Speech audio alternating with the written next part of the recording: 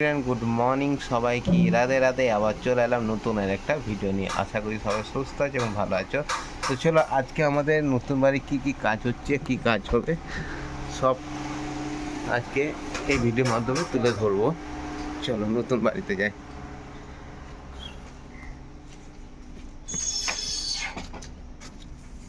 চলে এসছি নতুন বাড়ি, এই যে আমাদের নতুন বাড়ি।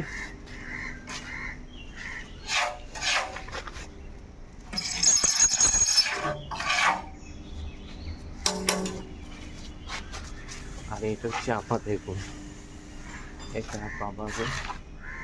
আর এই রুমটা ছেলেরা পড়াশোনা করবে তার জন্য করা হয়েছে। ওইটা আমাদের কিচেন রুম। এই যেটা কি সিরাজ ভাই, কি এটা? এটাকে এটাতে বাড়ি? এইটাকে এটা এই ও ভিডিও ক্যামেরা করছো?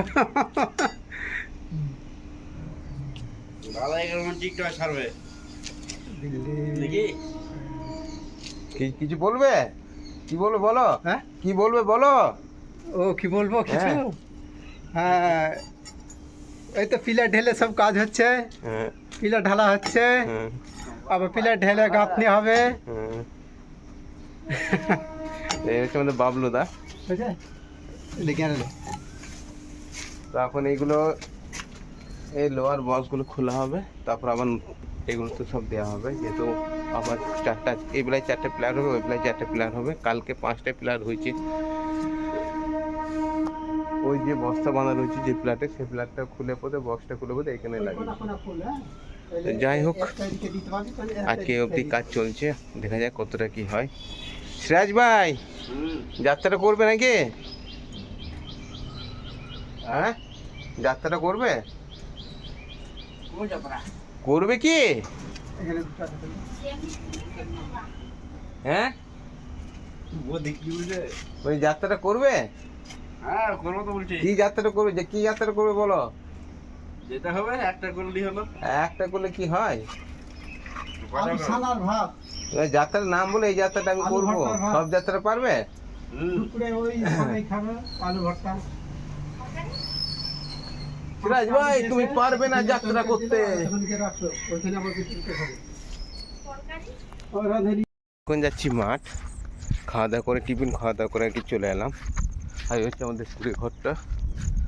তো আর কদিন পর কিন্তু রথযাত্রা, আর জগন্নাথ দেবের স্নানযাত্রা তো হয়ে গেল। সুন্দর একটা অনুভূতি।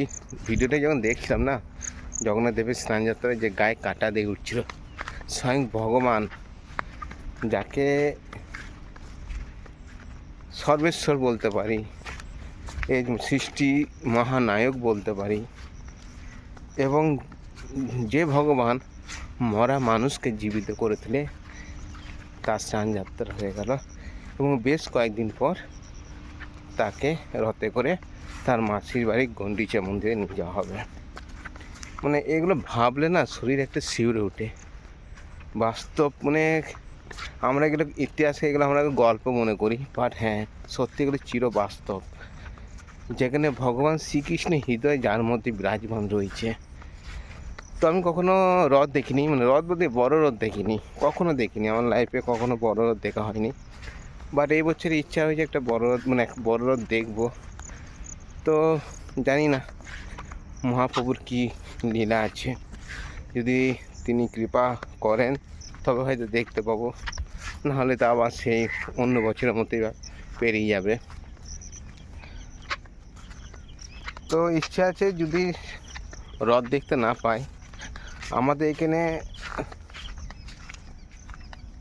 দুর্গা মন্দির আছে, এমন একটা মন্দির যেখানে বলা হয় যে পৃথিবীর প্রথম দুর্গাপুজো অনুষ্ঠিত হয়েছিল।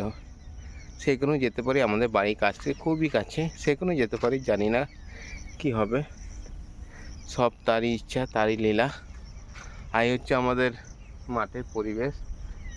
আমাদের বীজ ফেলানো হয়ে গেছে, গত পরশু ফেলিয়েছে বীজ। আর সে বীজ ফেলানোর পর থেকে শুরু হয়েছে বৃষ্টি। আজকে বৃষ্টি আপাতত হয়নি, কালকে কিন্তু হয়েছে, বেশ রাতেও হয়েছে। আর এখানে কিছু কিছু বেগুন গাছ লাগানো আছে এই জায়গাটায়, পরিষ্কার করা হয়েছে এই জায়গাটা। আর ওইগুলো কিন্তু ঝোপে ভর্তি হয়ে গেছে। সেদিন কিন্তু বিরাট একটা সাপ বেরিয়েছিল, বাবাকে কিন্তু কামড় দিতে হয়। যা হোক, গোবিন্দের কৃপায়, রাধারানীর কৃপায়, মা মনসার কৃপায়, মহাদেবের কৃপায়, কালী মায়ের কৃপায় সব ঠিকই আছে, কিছু করেনি। কিন্তু বাবা বলে আমার পায়ের গোড়ায় চন্দ্রপুরা সাপ পায়ের গোড়ায় ছিল। এখানে বেগুন গাছ আছে কটা, বেগুন গাছ তোলার জন্য আর কি গিয়েছিল, বেগুন তোলার জন্য গিয়েছিল, যদি বেগুন ধরেছে তুলে নিয়ে আসবো। বাট বেগুন নেই, আর সাপটা ঝোপের মধ্যেই বসেছিল, শুয়েছিল।